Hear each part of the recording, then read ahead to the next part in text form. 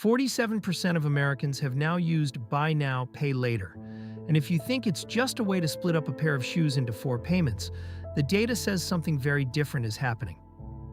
In the next few minutes, what's actually changed, and the point where this stops being convenient and starts being a debt problem. Quick refresher on how it works.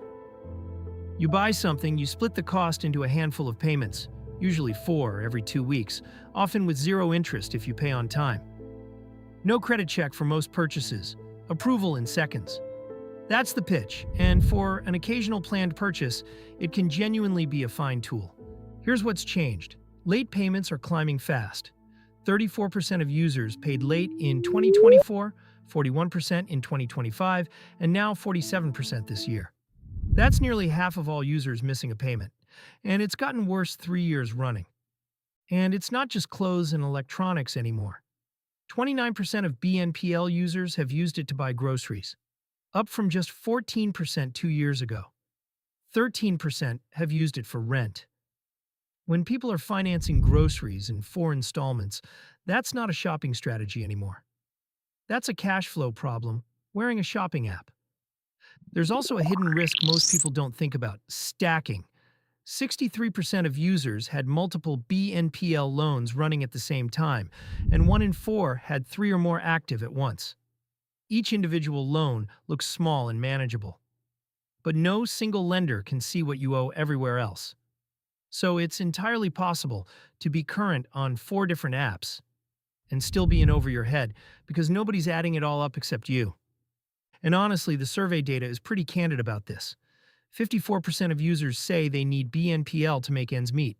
68% agree it causes them to overspend. And 54% say they've regretted a purchase they made this way. That's not a knock on anyone using it. It's just worth noticing if that's you. One more thing that's genuinely new for 2026. BNPL can now affect your credit score. FICO's newest scoring model and VantageScore both started factoring BNPL data into your score. Reporting rules still vary by lender and by bureau, so "this doesn't touch my credit" is no longer a safe assumption. Check the terms before you check out. So here's the actual takeaway. BNPL isn't evil, and it isn't free money either. It's a real loan with a real repayment schedule, and it deserves the same scrutiny you'd give a credit card. Before you use it, ask yourself 3 things. Could I afford this in cash today if I had to? Do I already have other BNPL payments running? And am I buying this because I want it, or because it's the only way I can afford it right now? If the honest answer to that last one is the only way, that's not a shopping problem. That's a budget conversation worth having with yourself first.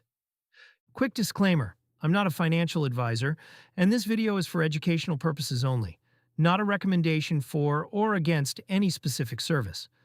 Figures cited are from 2026 industry surveys and credit bureau reporting, and individual lender policies vary. If this helped you look at your own spending a little differently, subscribe to Control Your Wealth. New personal finance breakdowns every week. And comment below, have you ever lost track of how many BNPL payments you actually had running?